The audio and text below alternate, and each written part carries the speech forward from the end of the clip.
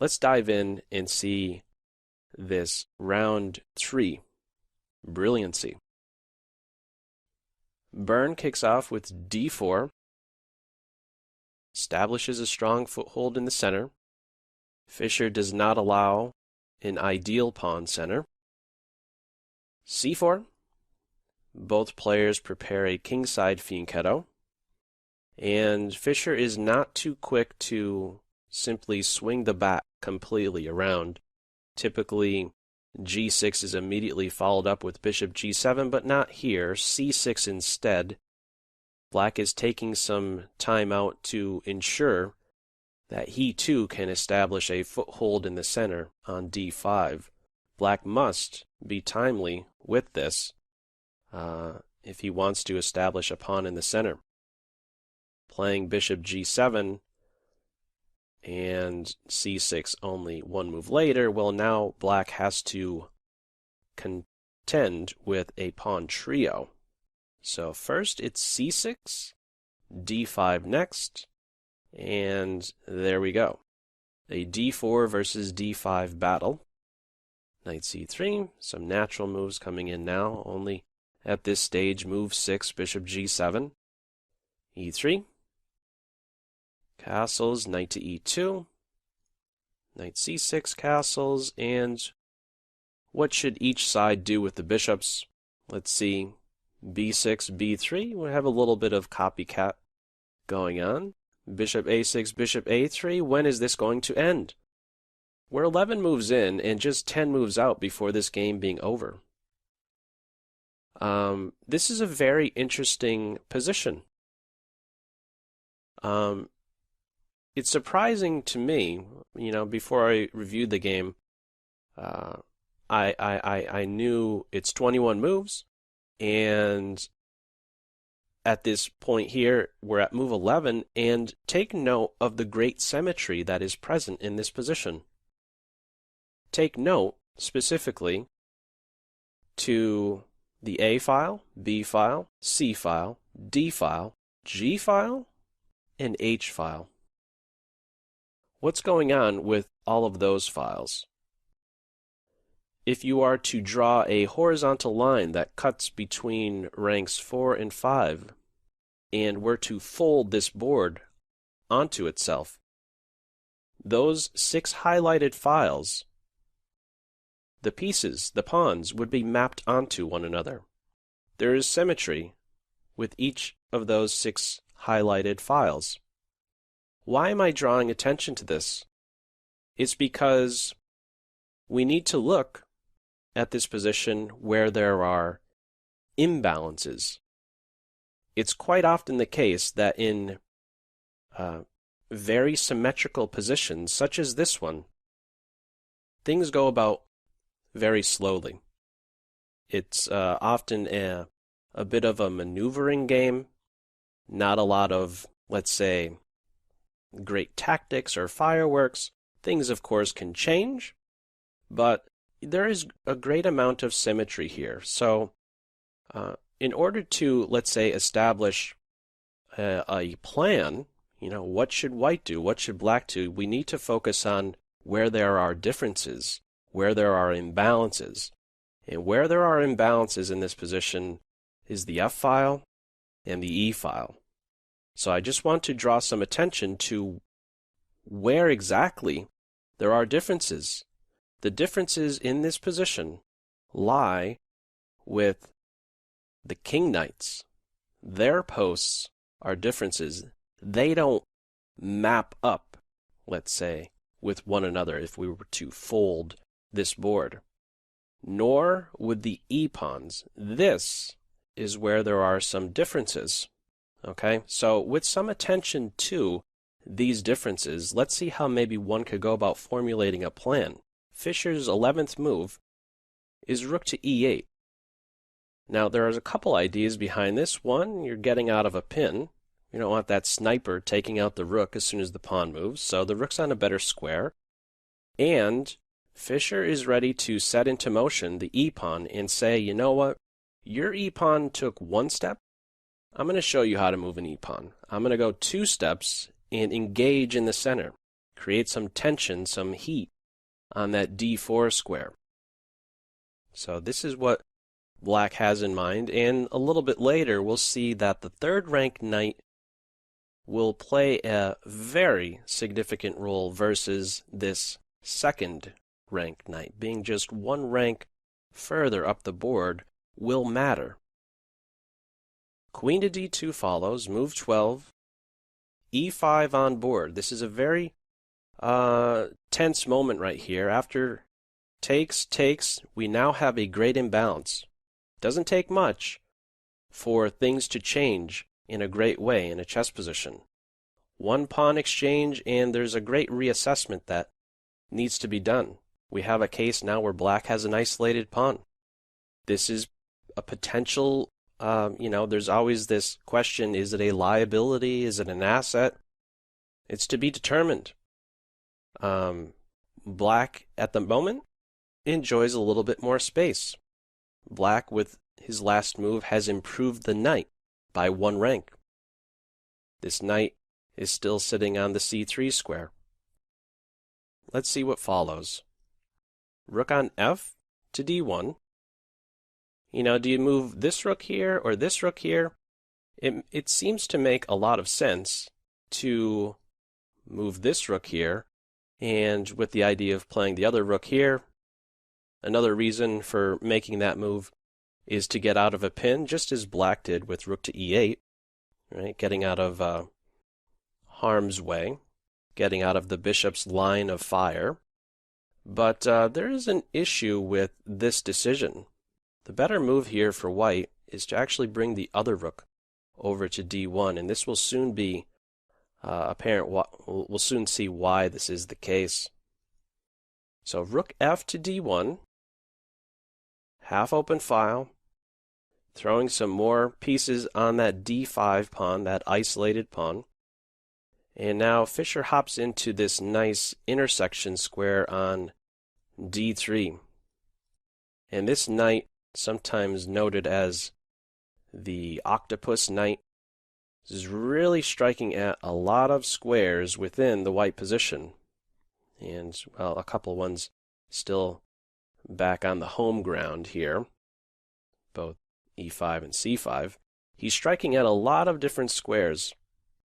And there is one that is extra sensitive. Queen c2 follows, and now we have knight takes f2. And what we're observing now is a difference between, at that moment where, which rook should maybe go to d1. If this rook was still on f1, this capture on f2 would not be good enough. It would be bad, because the rook can take the knight.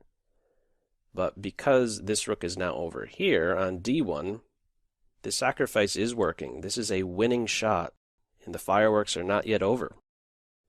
The king is now lured out, and now accessible to what? That third rank knight. That guy on f6 now pounces. Knight g4 check. King g1. Knight takes e3. What do we call that? That's a family fork, hitting everything. The queen is saved, and we obviously take the rook. Or do we? This is one of the last main decision points for Team Black. Do you take the rook or not? You take the rook, you take the bishop. Which one would you take? You probably know where I'm going with this by now. The rook held in your hand is worth 5.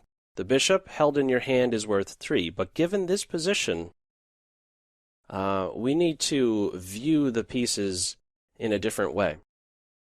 This bishop is, well, he's fianchettoed. He's on the king side, and that is where the white king resides as well. This bishop is more like 4 points, 4.5, maybe even more. He's invaluable in this specific case. He is an incredibly important defender to the white king. Fischer understood this, and captures the bishop. Taking the rook leads to an even position. It's actually saying that white would be a little bit better. He takes out the bishop, not the rook, the bishop. King takes knight, and now there is only one good move for black that maintains a decisive advantage. If you'd like to, go ahead, pause the video, see what move you would play here as black. Okay, the move played by Fischer, move 19, is d4. Now, if you spend some time on that position, I think there's a good chance you would come up with that, especially if you kind of leaned on my earlier advice about identifying imbalances. Let's just take one step back right here. d4 was this last move, but why is d4 played right now? Well, where is there a great imbalance here? Let's have a look at the pieces. Where is the white piece that will combat black's light square bishop? It doesn't exist. Black took that guy out. White is without their light square bishop. If black can activate their light square bishop on the main diagonal, the corner-to-corner light square diagonal, good things are probably going to happen. White is going to be in some serious hot water. So, you don't play here first because knight d4, and that's like the no soup for you move. That pawn's going nowhere. Okay? First, black makes sure this file will be opened right towards that white king. Knight takes pawn, bishop b7 check. King to f1 is played. One variation, we're one move out before white actually resigns. In the game, king to f1 is played. If king g1 is played, we would have bishop takes knight, queen takes bishop, and now a very nice deflection tactic. Where's the defender? It's the rook. It's defending the queen. We try to deflect the defender. Rook e1. Rook takes rook would be met with queen takes queen. And on king f2, we take the queen, and then we would take the rook in the corner. Black is not only up the exchange, but also has a pawn in his pocket. But king to g1 was not played. In the game, king f1 was played. Not too many great choices here. That bishop is a killer, knifing right into the white camp. Queen to d7, move 21, is the last move. Byrne at this point resigns. He knows what's coming, and Fischer knows what's coming too. There's a beautiful, brilliant sacrifice, or a beautiful combination that is just right around the corner in this final position from round 3. Fischer was said to be, quote, bitterly disappointed, end quote, after his opponent resigned. He wanted to, play this position out. Why exactly? Well, this is the variation he wanted to see happen. The big threat here is that the black queen is ready to knife in to the white king position on h3 with the punch, and from that post, it's facilitating a bishop to h6 move, which is an absolute killer. If we just have a look, currently the rook is taking away what squares from the king? These two. The bishop is taking away this one. The queen, when placed on h3, would be taking away the square the king is currently on. And there are only two other squares that black would need to control before it's checkmate. g1 and f2. Who would do that? The bishop. and that's how he would snake in, pivoting on e3 and controlling those other two squares. This is the variation Fischer noted. He wanted to see white play on, play queen to f2, basically getting out of that bishop to h6 move. Queen h3 would follow, king g1, and now we would have an absolute star move in this position. Once more, if this actually did play out, this is a good moment to go ahead, pause the video. What would be the winning shot in this position? Go ahead, pause the video if you would like. Okay, the winning shot from here is rook to e1. The queen, keep in mind, has a big responsibility, namely to defend checkmate. Rook takes rook, and now bishop takes knight would follow. The queen is pinned to the king. Queen takes bishop. Queen g2. Game over. It didn't get that far, though. I kind of understand.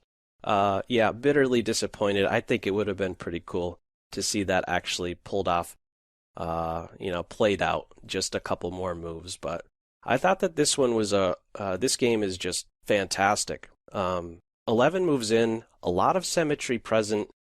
10 moves later, the game's already over. How quickly things can change. One imbalance present in the position can really change things up. Important to recognize those imbalances, and yeah, that can help you to ultimately produce a plan, come up with some good strategy. So anyhow, as usual, feel free to leave any feedback to this video in the comment section below. Hope you're having a great day, and